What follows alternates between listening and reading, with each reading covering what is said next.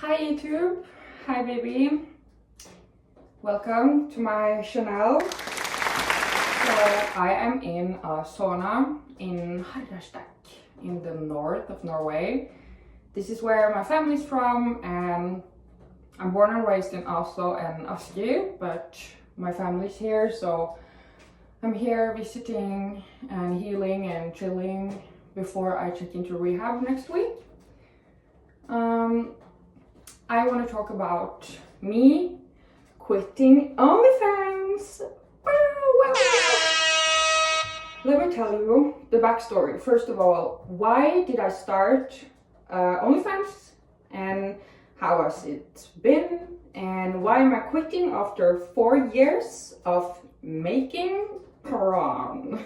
Well, it was of 2019, right for the Panini. And someone told me that OF was a platform, and before that I had worked for 4 or 5 years as a content creator and doing like model things like catwalk for Fashion Week in Copenhagen, and just model jobs in Manchester and London, and just whatever artistic stuff that I've wanted to do, like sell paintings or just existing as an artist, and money comes. So I was sponsored this pant custom made by True Custom from Norway, and I figured it looks cool while I put it on, so why not film it? So I posted this video where I just took it on. You can only see nipples through my t-shirt that I was wearing, and I sold it for $69 because I was like, that's a cool number. I forgot about it, and when I was doing my nails a month later, I was like, oh, I should check that. And then I made 10,000 Norwegian kroners, which is 1,000 euros. And I was like, slay, this is cool. So I started doing that. And I want to explain the psychological reason as to why I started as well. I've made videos about this before. I'll put thing up here. Hi YouTube, I'm Babe. So you can go back and see it. I've lost 70 kilos naturally by figuring out my life, and I was very depressed as a teenager because my dad was in jail. I used it as a coping mechanism and a friend because I was isolating myself. So I lost all of this weight right when I was taking a bachelor in nutrition, and I was able to lose the weight then because I was in an environment where it was easier, and I moved out for myself, etc, etc. So since fashion and art and theater acting has been what I've loved since a child, it was so cool, like being able to work with it and making money off it, because I was working as a bartender when I was 20, and suddenly I can not do that. And I was like, yeah, cool. So the word influencer wasn't a word back in my days when I started, but that's what the term is and what I'm called. So I was able to work as an influencer, and it was such a cool way for me to take my body back. I basically was able to turn my biggest insecurity into something I can capitalize off. And it was so confidence boosting because I needed it that at the time. I was figuring myself out again. I was realizing stuff, who I was and what I wanted to do and all of that. So I've always been a very sexual person, and I feel it's very healthy. I'm very into like yoga and tantric, and I want to be a sexologist in the future as well. So being able to I was already posting sexy content on Instagram, you know, but I didn't get paid for it because I didn't want to like get sponsored by bikinis, you know what I mean? Like, one side note, I think it's very funny that influencers are like, oh, I would never do OnlyFans, but they're selling bikini pics to teenagers. At least on OnlyFans is behind a 18+ paywall. Bitch. Sorry, that was mean, but I just had to get that off my chest. You know what I mean? So, anyways. So yeah, being able to make sexy content right, I was like, yeah, I have a lot of like costumes and stuff, so it makes sense. And the people that are buying the content usually are so kind and so like, yeah, just nice people. And it was fun to talk with them. But so yeah, I did that all through because I couldn't obviously travel to Copenhagen. I just did Fashion Week right before started it, so it was in February, and I was a finalist for Vixen as a fashion influencer in 2020. And then the happened, and I wasn't able to do all of these things. And I am kind of, my social anxiety, I've been kind of afraid to like do stuff with Norwegians or in the Norwegian culture unless it comes to me. I'm not that person to like seek out people as a lot of like influencers and these people in the artist community and stuff do. Like I'm very drawn to myself, and I'm very like alone like that. But I isolate myself, which is bad, you know. But anyways, so I wasn't able to do this or like get jobs from fashion. So I was like, why not? I have to stay at home and do nothing, so why not like make OF content? I did that for some years.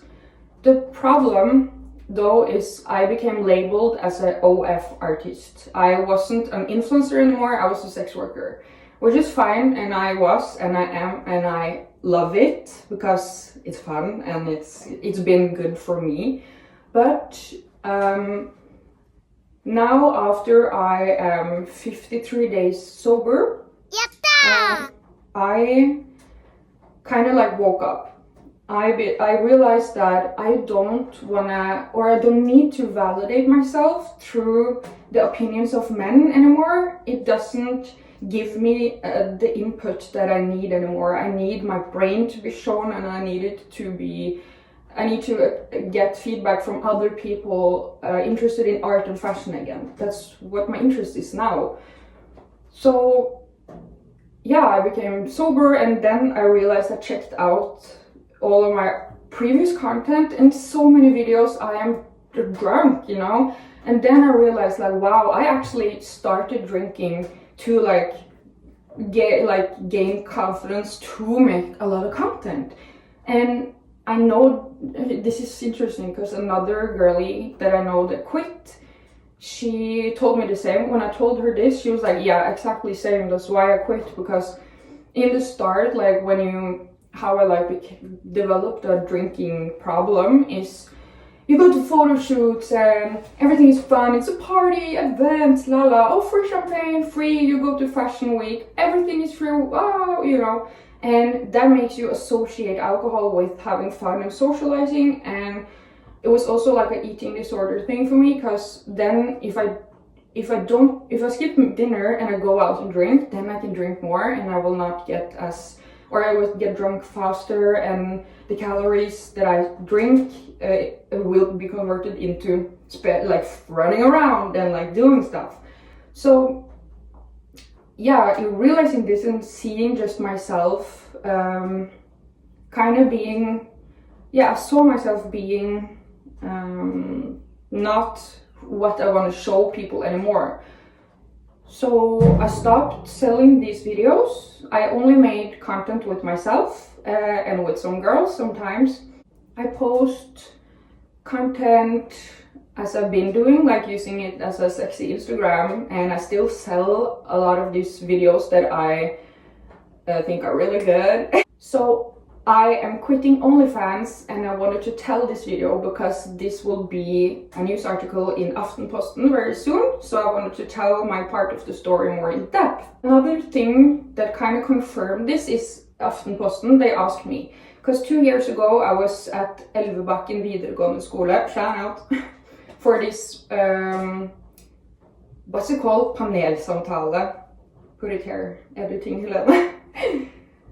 And when Aftenposten, they contacted me to talk about this big case about like teenagers selling nudes and how influencers affect and make it like seem okay to have OF because you see a lot of money and you see easy lifestyle and just party and fun, you know.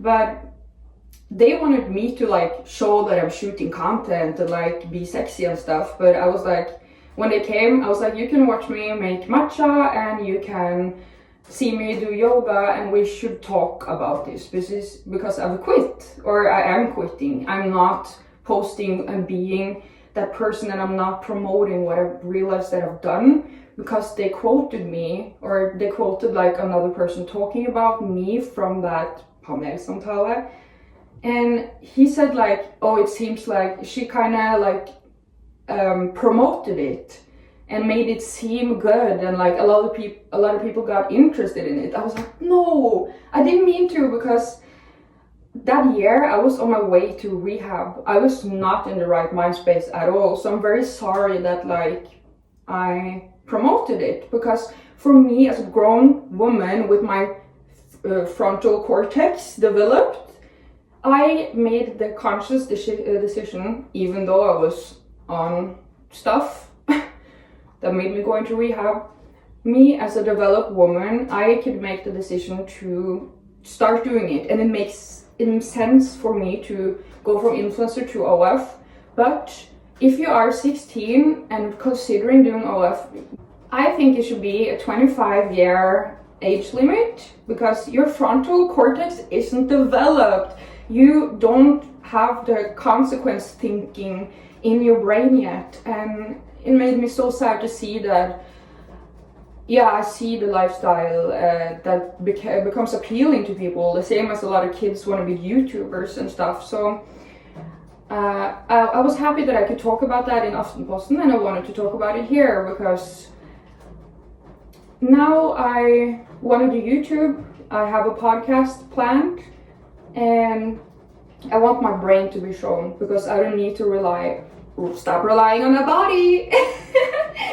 So yeah, I just want to make a video about that. Now I'm sweating to death because the sauna is getting hot in here.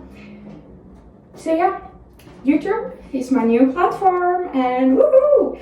And if you watched all the way to the end, please put a sauna emoji down, and I freaking love you. And yeah, ha det!